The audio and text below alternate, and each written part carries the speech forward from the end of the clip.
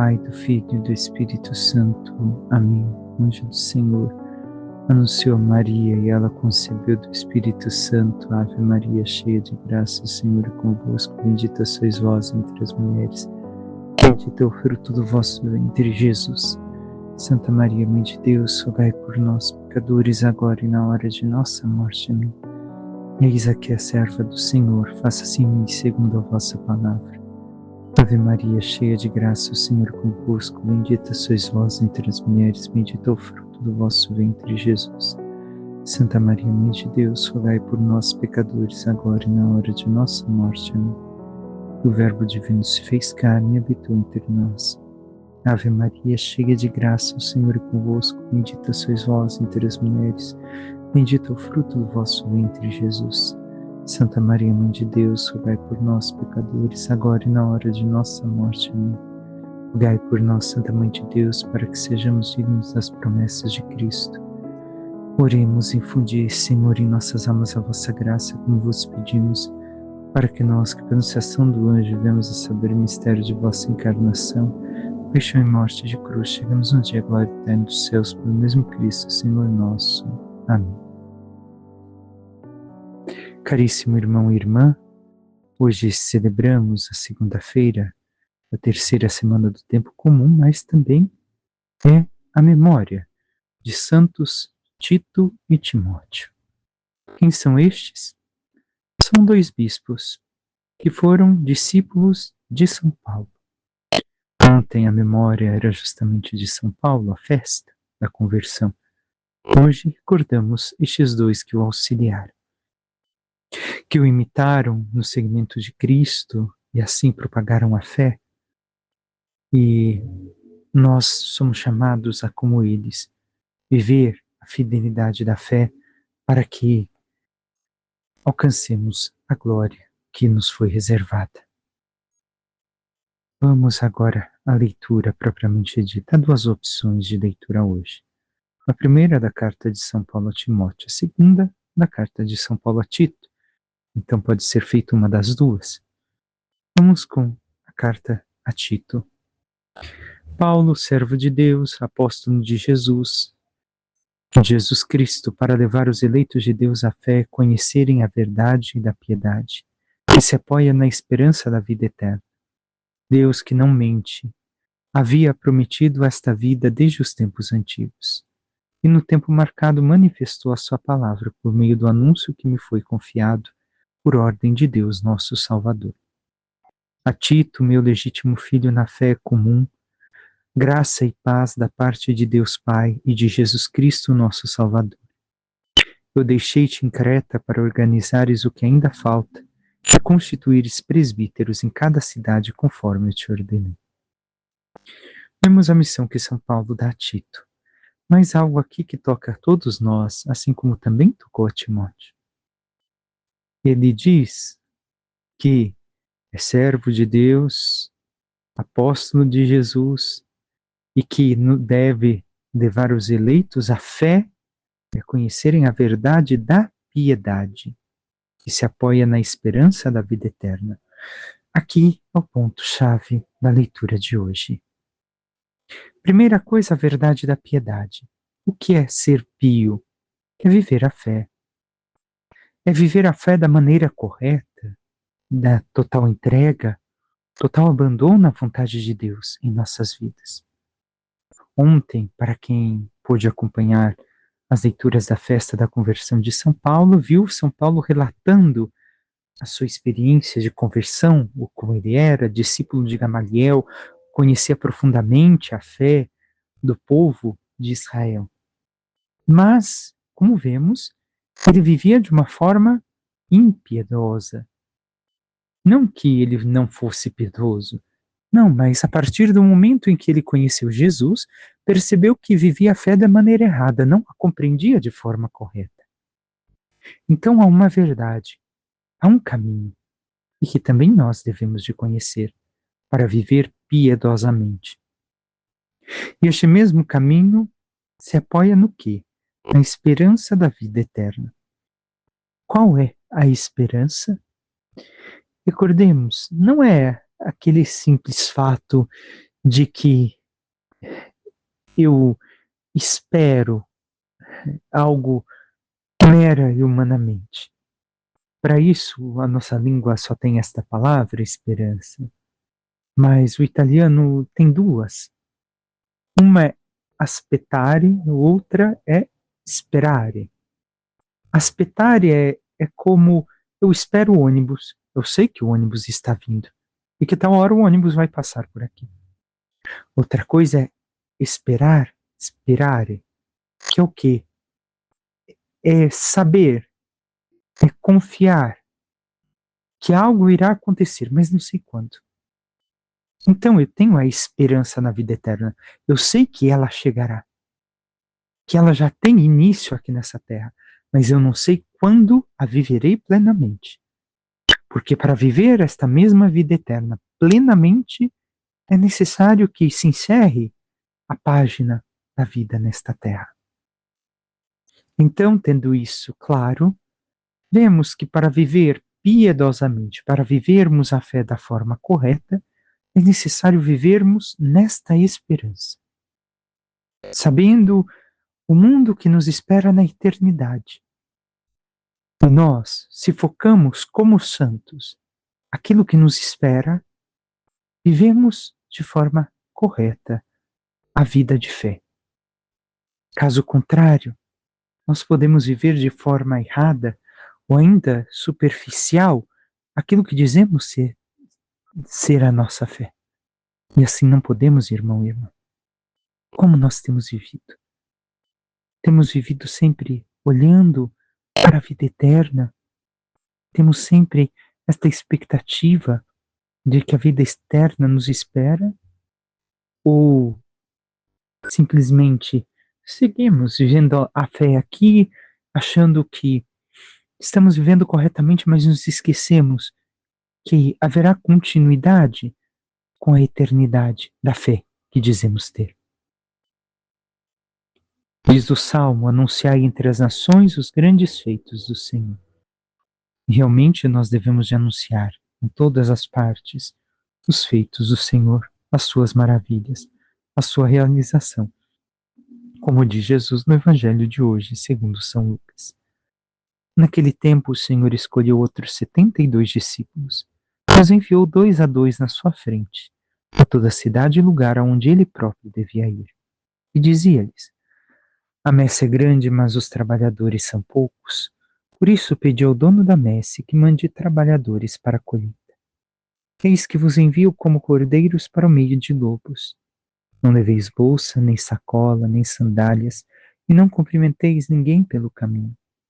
Em qualquer casa em que entrardes, dizei primeiro: a paz esteja nesta casa.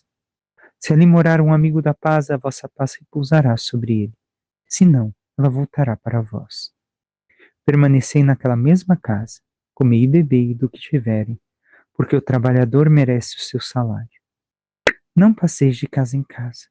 Quando entrardes numa cidade e fordes bem recebidos, comei do que vos servirem. Curai os doentes que nela houver, e dizei ao povo: o reino de Deus está próximo de vós. Palavra da salvação, glória a vós, Senhor. Bem, Jesus, ao início do Evangelho, envia 72 discípulos. Por quê? Por que este número?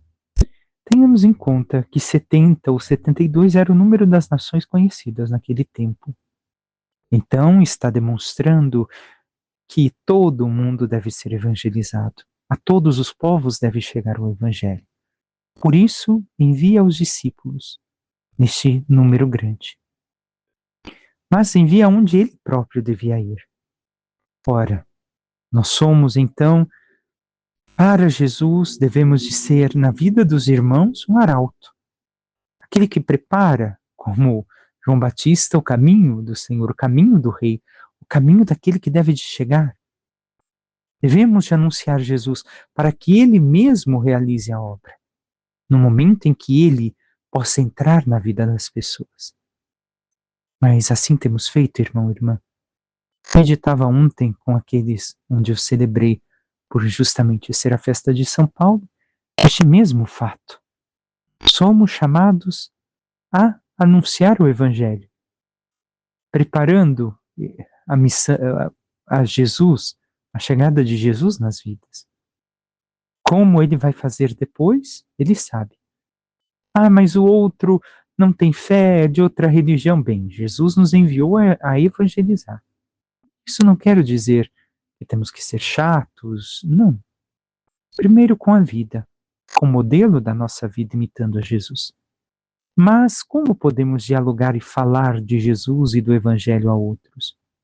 Tantas vezes mais os católicos escutam aqueles que têm outra fé, outra religião, falarem de sua religião e se silenciam, não falam de sua fé. Ora, irmão, irmã, aqui já tem um caminho de início de anúncio do Evangelho. Como? Simplesmente colocando, é assim que você vive a sua fé, a sua religião. Então, para nós católicos, Jesus diz isso, isso, isso. Ah, mas eu não quero saber. Espera, meu irmão, minha irmã. Você está colocando o teu ponto de vista, o ponto de vista da tua religião. Eu te escutei. A única coisa que espero é que você também me escute. Se eu tenho a possibilidade de te escutar, por que você não pode me escutar? Vemos como podemos, de algum modo, realmente dialogar e anunciar o Evangelho? E depois Jesus recorda que a messe é grande, os trabalhadores poucos, que devemos pedir ao Senhor trabalhadores. Mais uma vez recordamos a oração pelas vocações. As vocações, em especial ao sacerdócio. Porque, como bem sabemos, tantos lugares hoje não têm um sacerdote disponível para atender. Porque somos poucos. Por maior que seja a quantidade que somos, ainda não somos o suficiente para atender a todos os lugares que necessitam. O quanto temos recordado na oração diária as vocações. Jesus continua dizendo que envia como cordeiros para o meio de lobos. Olha, parece algo terrível. Um cordeiro no meio de lobos vai ser atacado por todas as partes pelos lobos. Ou seja, nós devemos estar preparados, não para fugir, não para lutar, mas sabendo que a nossa missão é como a de Jesus, ele que é o cordeiro imolado, ele que anunciou a verdade da fé, o amor de Deus aos homens, chamou todos à conversão e à vida de santidade, foi perseguido por todos aqueles que o rejeitavam, não aceitavam a verdade que Jesus trazia. Então conosco ocorrerá o mesmo. Devemos estar preparados nesse sentido para passar o mesmo que o nosso mestre passou.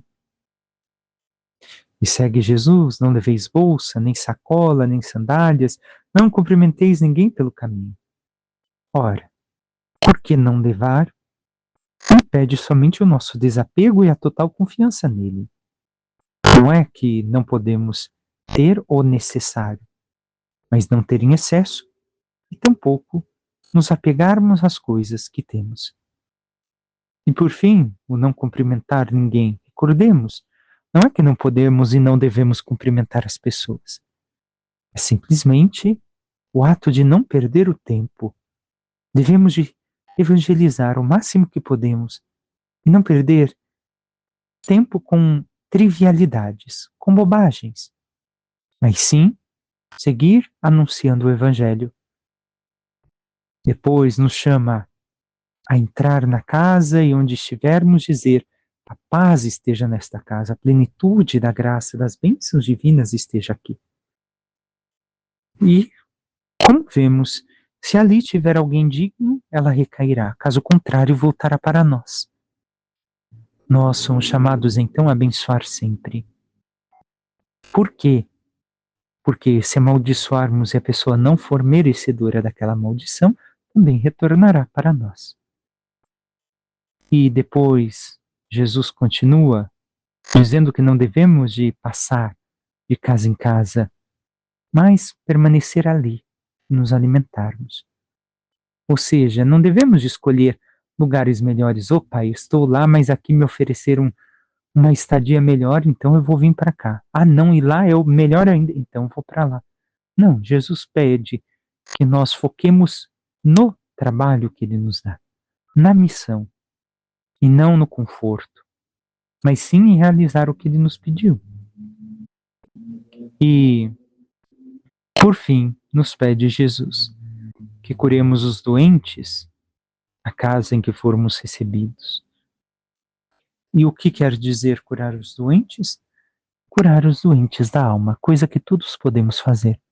Curar as almas, trazê-las de volta para Deus, tirá-las da ferida, da dor do pecado, do sofrimento, conduzi-las ao Senhor.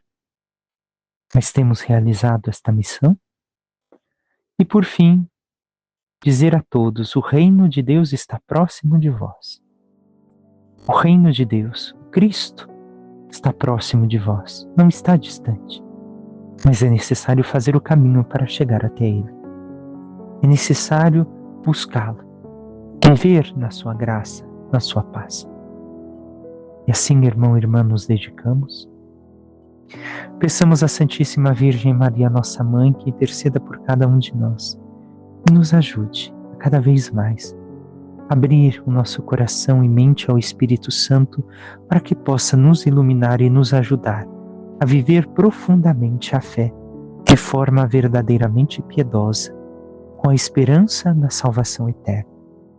E assim vivendo, possamos realizar a missão a qual Jesus nos chamou de anunciar o Evangelho, para que, anunciando a todos o Evangelho da salvação e vivendo este mesmo Evangelho, possamos alcançar um dia a glória dos céus. Louvado seja nosso Senhor Jesus Cristo, para que sempre seja louvado.